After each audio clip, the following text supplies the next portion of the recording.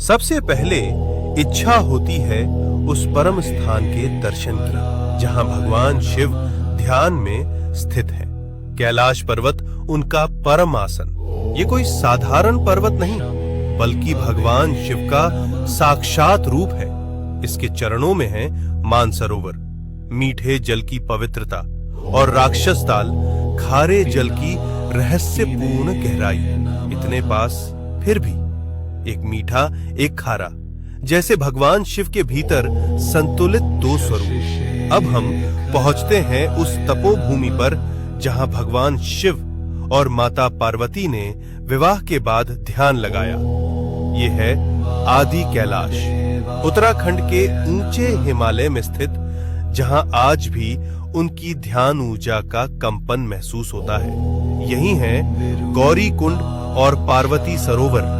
ये पर्वत नहीं, शिव पार्वती की जीवित उपस्थिति का केंद्र है, इसलिए कहलाता है छोटा कैलाश। और पास ही स्थित है ओम पर्वत, जहां बर्फ पर स्वतः उभरा ओम दिखाई देता है, जैसे शिव का मौन मंत्र इस भूमि में गूंज रहा हो अनंत काल से।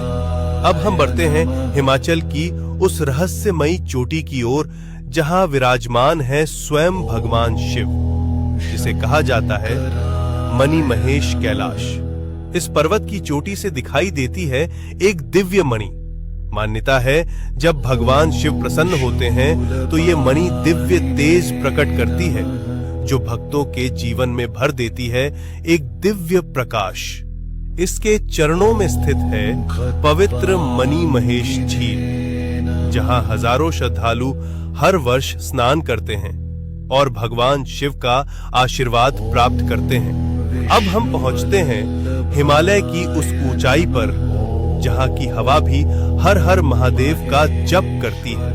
ये है श्रीखंड महादेव। यहाँ स्थित है एक भव्य प्राकृतिक शिवलिंग।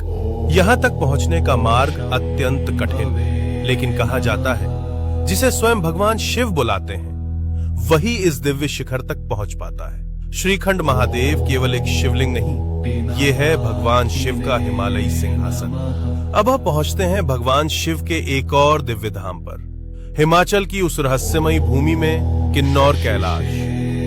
यहाँ स्थित है सदियों पुराना एक विशाल शिवलिंग, जो अपने आप में अपार ऊर्जा समेटे हुए।